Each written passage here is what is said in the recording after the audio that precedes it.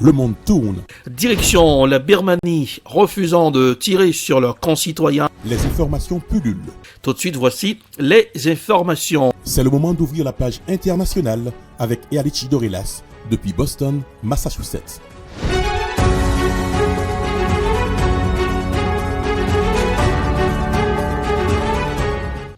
Madame, monsieur, bonsoir. Ravi de vous retrouver ce vendredi, dernier numéro de la semaine. Bien vu dans la page internationale au grand journal du 14h. Avec vous depuis la newsroom dans la capitale des grandes universités du monde, Boston, Massachusetts, Ealichi Dorelas, pour présenter la page internationale. À Jacques Mel pour le grand journal, Joannel François, Adassa Etienne, Robans sur les manœuvres techniques. Bonsoir aux auditeurs de la radio évangélique Hosanna 102.3 FM à Jacques Mel. Ouvrons cette page internationale aux États-Unis. Combien de migrants vont franchir la frontière entre le Mexique et les États-Unis dans les prochains jours? Sans doute des dizaines ou des centaines de milliers. Joe Biden a levé les restrictions pour raisons sanitaires. Les autorités ont peur d'être débordées. Voici un reportage à signer TF1. Certains ont marché des milliers de kilomètres depuis l'Amérique du Sud. Des familles, des bébés transportés dans des valises, des personnes handicapées. Tous prêts à traverser le Rio Grande pour rejoindre le Texas, les États-Unis. On va essayer de traverser à la nage. Je sais qu'on prend des risques, on verra bien. Allez, n'aie pas peur. Ce soir prend fin une législation qui permettait depuis la pandémie aux douaniers américains de refouler toute personne essayant d'entrer sur le territoire pour raisons sanitaires. Et donc, de la Californie jusqu'au Texas, tout au long de la frontière avec le Mexique, des milliers de personnes veulent tenter leur chance pour rentrer aux États-Unis. De jour, comme de nuit. On est venu exprès à cette date pour voir s'ils pouvaient nous donner la chance d'entrer, car dans nos pays, nous ne sommes pas en sécurité. De nombreuses associations, de nombreux bénévoles viennent leur apporter un peu d'aide. Ce sont des demandeurs d'asile qui sont arrivés pour certains il y a 6-7 jours, d'autres hier soir. Et ils sont tous là dans des conditions déplorables. Les douanes procèdent à 10 000 arrestations par jour, un record. Pour faire face à cet afflux, l'État a mobilisé 24 000 agents fédéraux, 5 000 militaires et promet de nouvelles mesures plus strictes. Dette américaine, Janet Yellen, secrétaire générale américaine au Trésor, qu'un défaut de dette pourrait menacer l'économie mondiale. C'est ce qu'elle a averti dans son voyage au Japon. Écoutons un extrait. Un défaut pourrait menacer tout ce que nous avons accompli en travaillant si dur ces dernières années pour nous remettre de la pandémie. Et cela engendrerait un ralentissement mondial qui nous ferait reculer encore davantage. Cela risquerait également de saper le leadership économique mondial des États-Unis et soulèverait des questions quant à notre capacité à défendre nos intérêts concernant notre sécurité nationale. Janet Yellen a émis cet avertissement avant une réunion au Japon avec ses homologues du groupe des 7 nations ainsi que l'Inde, l'Indonésie et le Brésil. Elle a déclaré que rien que la menace d'un défaut pourrait faire chuter la notation du crédit du gouvernement américain. C'est ce qui s'est produit lors d'une bataille sur le plafond de la dette en 2011.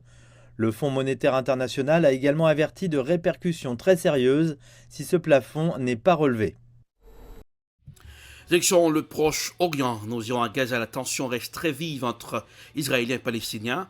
Après une nouvelle nuit de violence, l'organisation palestinienne Djihad islamique a annoncé la mort de l'un de ses chefs militaires. Voici un reportage à signer Euronews. L'escalade de violence la plus intense depuis des mois se poursuit pour la 4e journée consécutive entre Israël et les militants de Gaza, entraînant la mort d'au moins 30 personnes dans l'enclave palestinienne. À cela s'ajoute le décès d'un homme causé par une roquette ayant frappé un bâtiment dans la ville israélienne de Rehovot. Il s'agit de la première victime en Israël depuis le début de l'opération. Parmi les victimes palestiniennes, 10 civils ont perdu la vie. We are concerned about deeply concerned and condemn all the civilian deaths that we're seeing, and it's important for all the parties involved to respect international law. Israël affirme avoir éliminé 2 commandants de l'organisation djihad islamique, Ali Ghali et Ahmed Abou Daka. Jeudi, Washington a exhorté toutes les parties à faire en sorte d'éviter la mort de civils. Quant à l'Union européenne, elle a appelé à un cessez-le-feu immédiat. Les armes continuent de chanter au Soudan, situation tendue malgré les efforts diplomatiques. Voici un reportage à signer Africa News.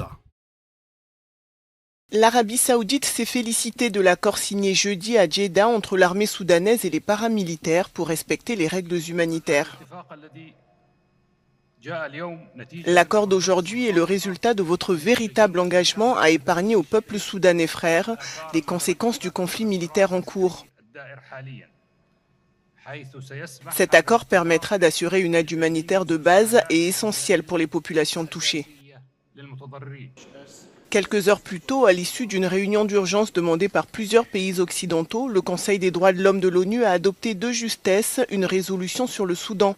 Elle vise à renforcer le suivi et la documentation des exactions qui ont lieu actuellement dans le pays. Plusieurs pays africains, arabes et la Chine ont voté contre.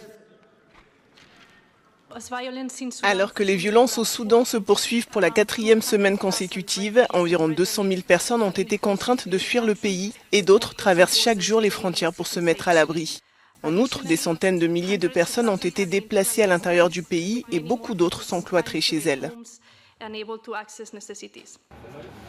Les tractations vont se poursuivre pour parvenir à une nouvelle trêve qui permettrait notamment d'acheminer l'aide humanitaire. Malgré tous ces efforts diplomatiques, la situation reste difficile pour la population soudanaise qui doit faire face aux pénuries en tout genre. Les combats eux aussi continuent à Khartoum principalement, mais aussi dans d'autres régions comme le Darfour où la situation est particulièrement tendue.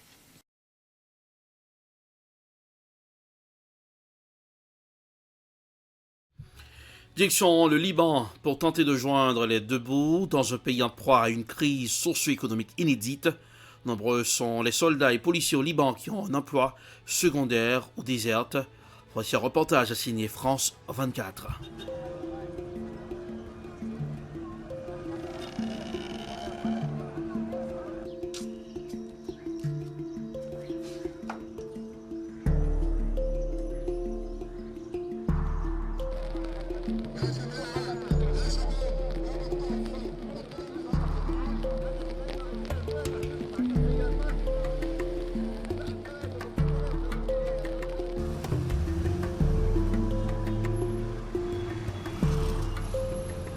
كثير اشخاص يعني تقريبا تقول رفقاتي تقريبا بالجيش اللي بعرفهم انا كمان كثير بيشتغلوا كثير ما واحد واثنين يعني تشيل منه واحد او اثنين ما بيعرفوا يشتغلوا هن من ايدهم ما بيعرفوا يشتغلوا.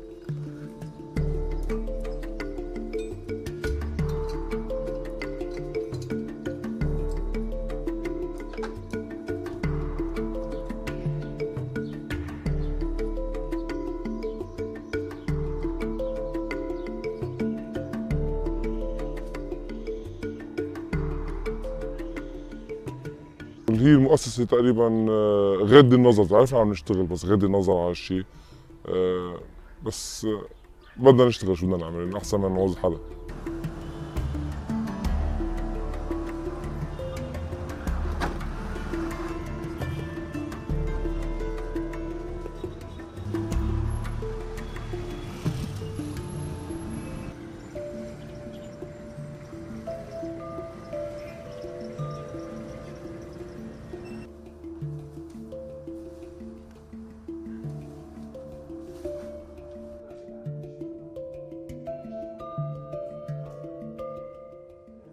أنا فليت من الجيش وقت ما كان معاشي 1,460,000 فليت على معاش $400 عدا عن العسكر اللي فلوا كله فل وظبط وضعه بالوقت اللي المؤسسة ما برمت على أوضاعنا المعيشية اللي كنا نحن وصلنا لمرحلة اختنقنا بكل معنى الكلمة لا معاش لا أكل مثل الخلق ما في تقدير الوقت اللي المؤسسة غضت النظر عن الشغل خارج الخدمة.